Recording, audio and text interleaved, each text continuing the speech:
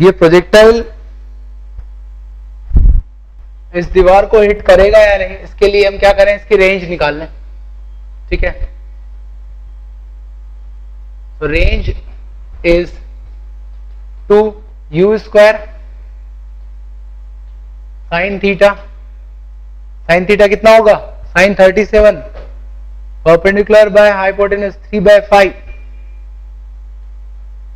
cos 37 4/5 by g। ठीक है, देखो कितना आ रहा है,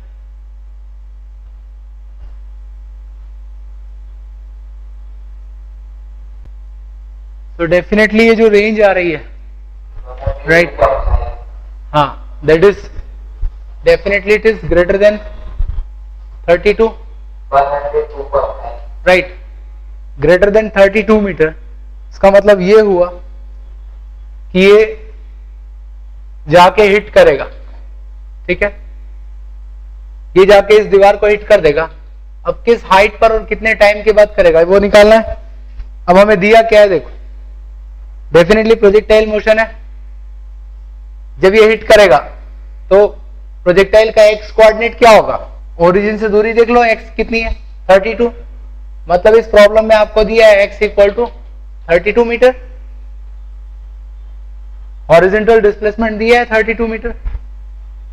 So x is u cos theta t, ठीक है ना, तो 32, u is 40, cos 37 is 4/5 t, ठीक है, so it would be 1 second. After 1 second the projectile would hit the wall, और 1 सेकंड के बाद उसकी हाइट क्या होगी, तो हाइट का फॉर्मूला, हाइट किस डायरेक्शन में होगी, y डायरेक्शन में, तो y का फॉर्मूला लगा दो, y is u sin theta t minus half gt square. ठीक है ना, 40 sin 37 3/5 right into t minus half gt square.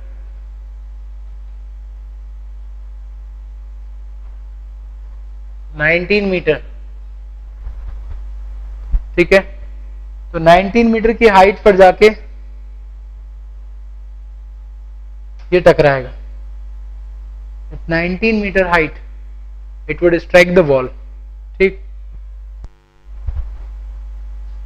एक और एग्जांपल लेते हैं।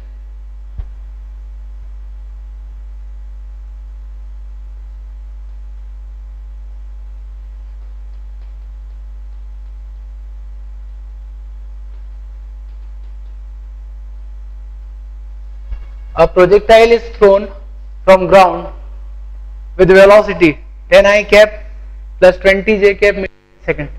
ठीक है ना, ग्राउंड के अलोंग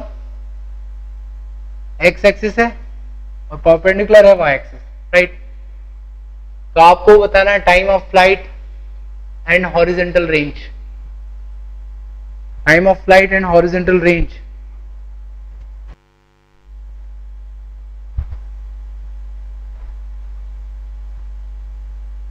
क्या करेंगे इसमें, magnitude of speed.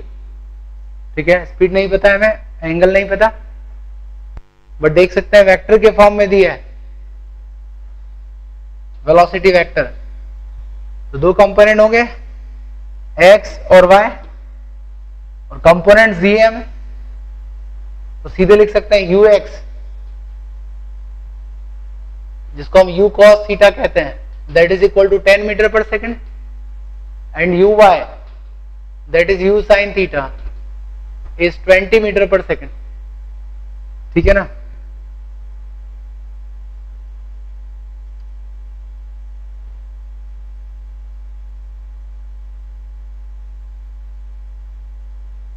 So time of flight मतलब 2u sin theta by g, 2uy by g, uy दिया हमें 20, it would be 4 second. Range, range का फॉर्मूला क्या है, 2 u square sine theta cos theta by g, उसमें u sine theta भी और you cos theta भी है, तो उसको लिख सकते हैं 2ux uy by g, 20 into 10,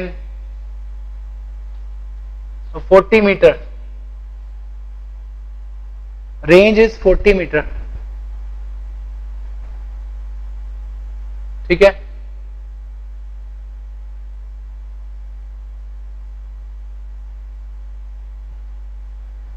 vector form में अगर दिया है तो भी किया जा सकता है, राइट।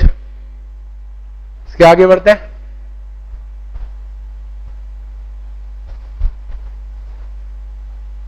अभी हमने जो केसेस लिए वो थे ग्राउंड से हमने प्रोजेक्ट किया, ठीक है।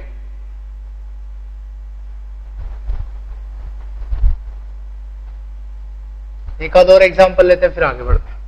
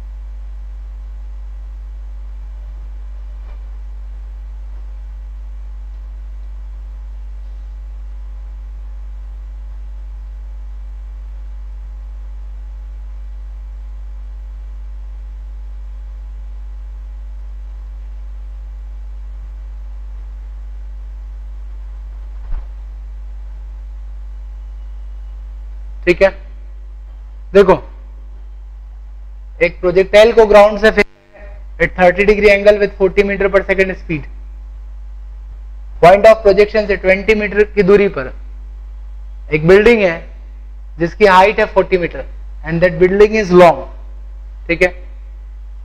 तो आपको बताना है सबसे पहले क्या ये प्रोजेक्टाइल इस बिल्डिंग की छत पे गिरेगा,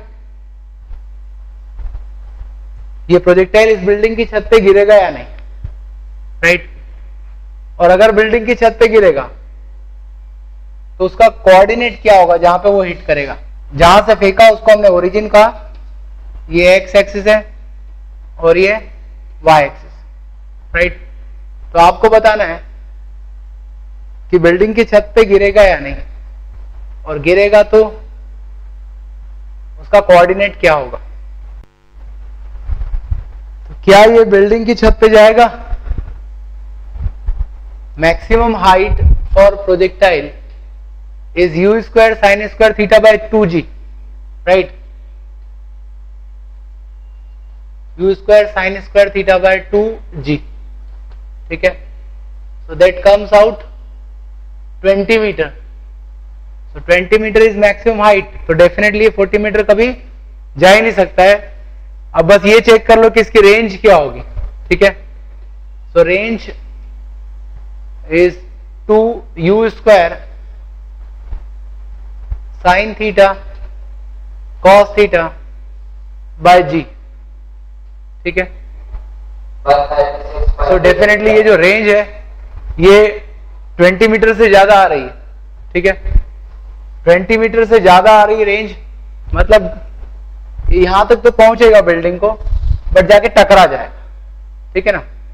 बिल्डिंग को हिट कर देगा बीच में ही, उसकी छत पे जाने का सवाल ही नहीं होता, ठीक। अब इसके आगे बढ़ते हैं। सर, हाँ, लास्ट वाले क्वेश्चन की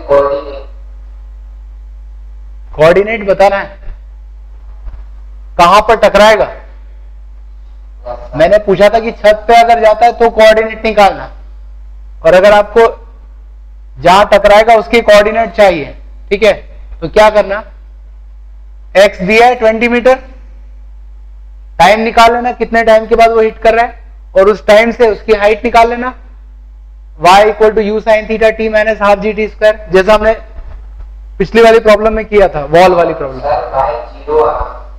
ठीक है,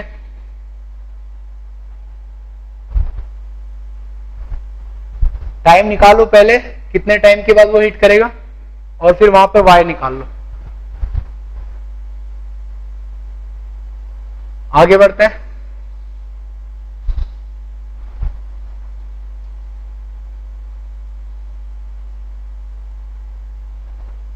एक प्रोजेक्टाइल को h हाइट से हॉरिजॉन्टल डायरेक्शन में प्रोजेक्ट किया है। ठीक है, अभी जो केसेस देखे वो हमने ग्राउंड से फेंके थे, ग्राउंड पे गिर रहे थे। अब हमने किसी हाइट से फेंका है प्रोजेक्टाइल को, बट हॉरिजॉन्टल डायरेक्शन में। ठीक है, it is called horizontal projectile motion. ठीक,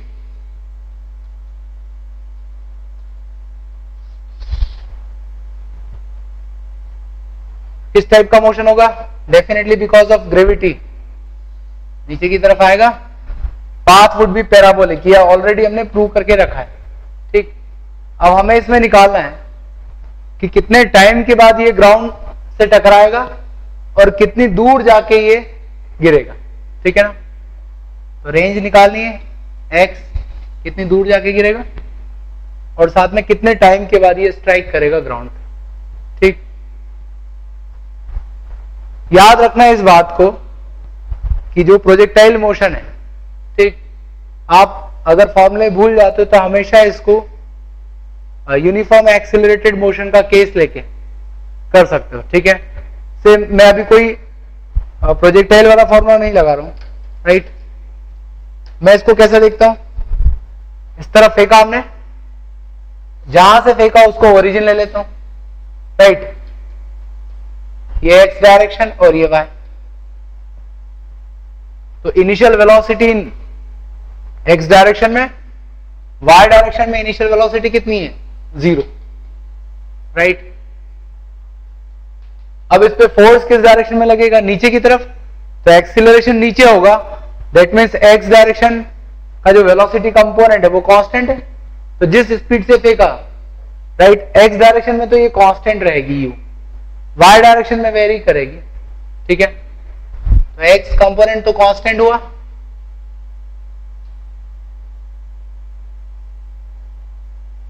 नाउ नीचे की तरफ आ रहा है, कितना नीचे गिर रहा है? h, तो नीचे का मतलब हो गया y डायरेक्शन, तो y डायरेक्शन के डिस्प्लेसमेंट का फॉर्मूला लगाओ। तो y डायरेक्शन में एक्सीलरेशन हो रहा है, और जहां यूनिफॉर्म एक्सीलरेशन होता है वहां पे displacement is equal to ut plus half at square, बस वही अप्लाई कर दे। y डायरेक्शन के लिए अप्लाई कर रहा हूं मैं।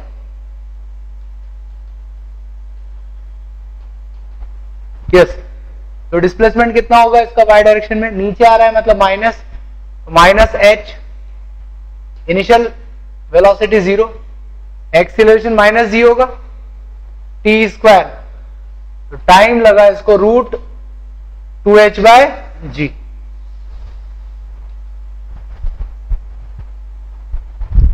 Time is root 2h by g, root 2h by g time के बाद ये ग्राउंड पे गिरेगा। ठीक, और दूसरी बात, इतने टाइम में इसका हॉरिजॉन्टल डिस्प्लेसमेंट कितना हो जाएगा ना? हॉरिजॉन्टल वेलोसिटी कांस्टेंट है, वेलोसिटी कांस्टेंट है तो displacement is velocity into time, तो x is u into t, right. So u into root 2h by g. ठीक है, अब एक बात हम यहां से नोटिस कर सकते हैं कि अगर किसी प्रोजेक्टाइल को हॉरिजॉन्टल डायरेक्शन में थ्रो किया, ठीक, तो उसका जो गिरने का समय है, नीचे गिरने का, वो उसकी वेलोसिटी पर डिपेंड नहीं करता है। मतलब आप स्लोली फेंको सामने की तरफ या तेज फेंको, अगर हाइट सेम है तो टाइम ऑफ फॉल जो है वो सेम रहेगा। ठीक है, तो हम इस तरह से इलस्ट्रेट कर सकते हैं। आप एक पार्टिकल को सीधे गिरा दो h हाइट से, एक को तेजी से फेंक दो आगे, एक को और स्पीड से फेंको, एक को बहुत तेज फेंको, सब में डिफरेंस क्या होगा? सबका पाथ अलग अलग होगा। ये सीधा नीचे गिरेगा, जिसको आगे फेंका ये आगे गिरेगा, और तेजी से फेंका और तेजी से, समझ रहे हो ना। तो रेंज सबकी अलग अलग रहेगी बट टाइम सबको सेम लगेगा गिरने में। अगर एक साथ फेंका आपने, सब एक साथ ग्राउंड पे गिरेंगे, ठीक है। ऐसा क्यों हो रहा है? क्योंकि सभी का वर्टिकल कंपोनेंट जो है इनिशियल वेलोसिटी का वो 0 है, ठीक है। तो टाइम ऑफ फॉल जो है वो सिर्फ हाइट पर डिपेंड करेगा अगर आपने सीधे सामने फेंका है तो, ठीक। So that is horizontal projectile motion.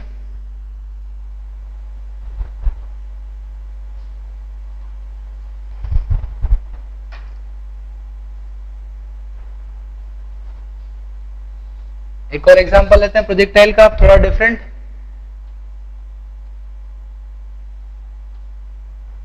किसी हाइट से 60 मीटर हाइट से प्रोजेक्टाइल को हम थ्रो कर रहे हैं at 30 degree angle with speed 40 metre per second. कैसा होगा इसका मोशन? डेफिनेटली पैराबोलिक पाथ होगा। बट अब ये ग्राउंड से ग्राउंड वाला केस नहीं है। ग्राउंड से ग्राउंड होता तो यहीं खत्म हो जाता, डेफिनेटली इसके बाद नीचे गिरेगा, right.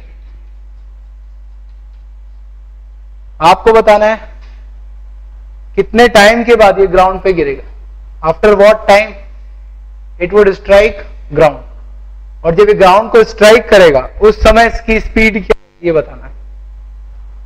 After what time and with what speed it would strike ground। यहां से फेंका, इसको x एक्सिस कहा मैंने, इसको y, जहां से फेंका वो ओरिजिन, ठीक। तो फाइनली जाके ग्राउंड पे गिरा तो इसका दोनों डिस्प्लेसमेंट हो रहा है, हॉरिजॉन्टल डिस्प्लेसमेंट भी और वर्टिकल डिस्प्लेसमेंट भी। वर्टिकल मतलब y, तो y डायरेक्शन का डिस्प्लेसमेंट का फॉर्मूला हम लगा दें तो y is u sin theta t minus half g t square, ठीक है ना। y की वैल्यू कितनी जब ये ग्राउंड पे गिरेगा, नीचे की तरफ आ रहा है, मतलब -60। u sin theta t, u is 40, sin 30 is half t minus half g t square, ठीक है। So it should be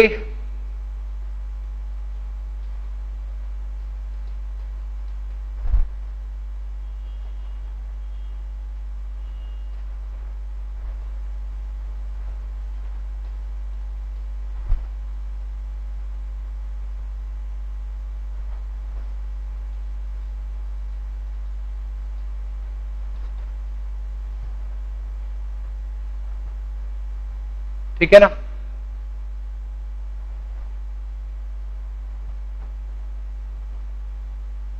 तो टाइम निगेटिव नहीं हो सकता है, टाइम की वैल्यू -2 नहीं हो सकती, it should be 6 second.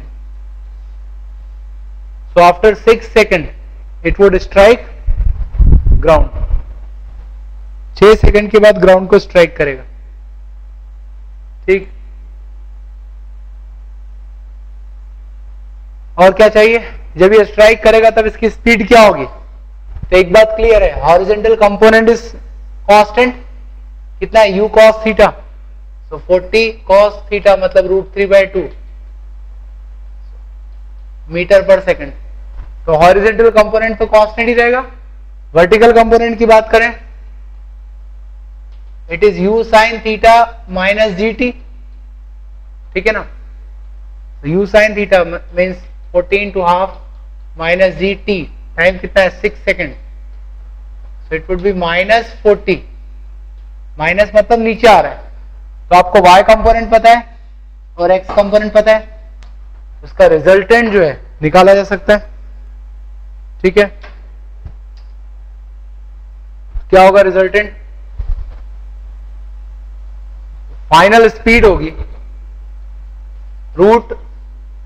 √vx² plus vy², ठीक है ना। 20√3 का स्क्वायर प्लस -40 का स्क्वायर, ठीक है ना।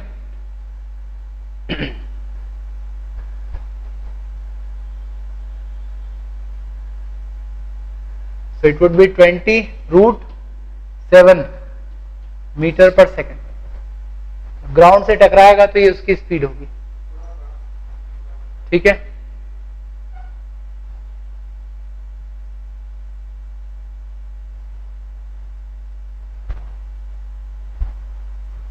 तो ये डिफरेंट टाइप के प्रोजेक्टाइल मोशन के केसेस थे।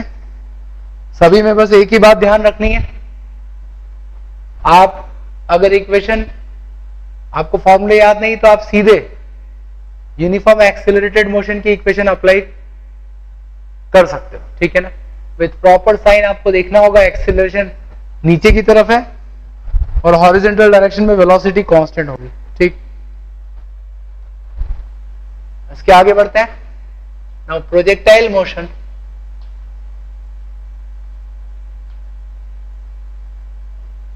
ऑन an inclined plane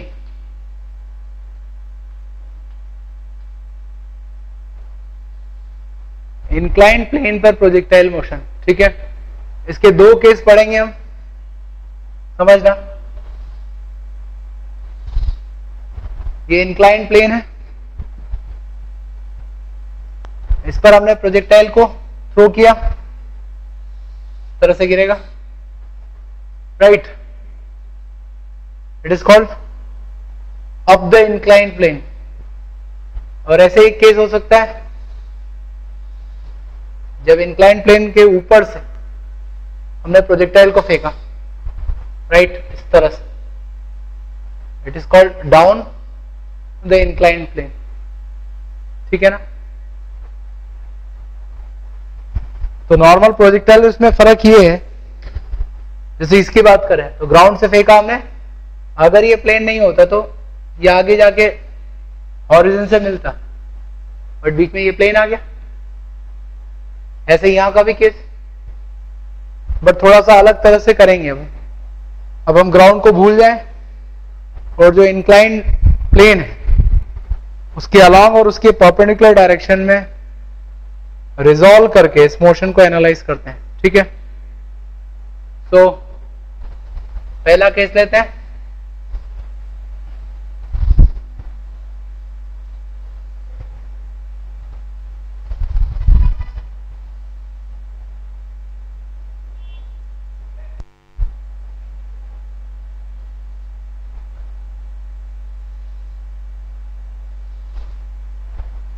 देखो, जो इंक्लाइंड प्लेन है वो हॉरिजॉन से बीटा एंगल बना रहा है, ठीक है, बीटा एंगल बना रहा है। और प्रोजेक्टाइल को हमने थ्रो किया है विद स्पीड u, और जो प्रोजेक्टाइल है इसका हॉरिजॉन से, ठीक है, टोटल एंगल है अल्फा, समझ गए।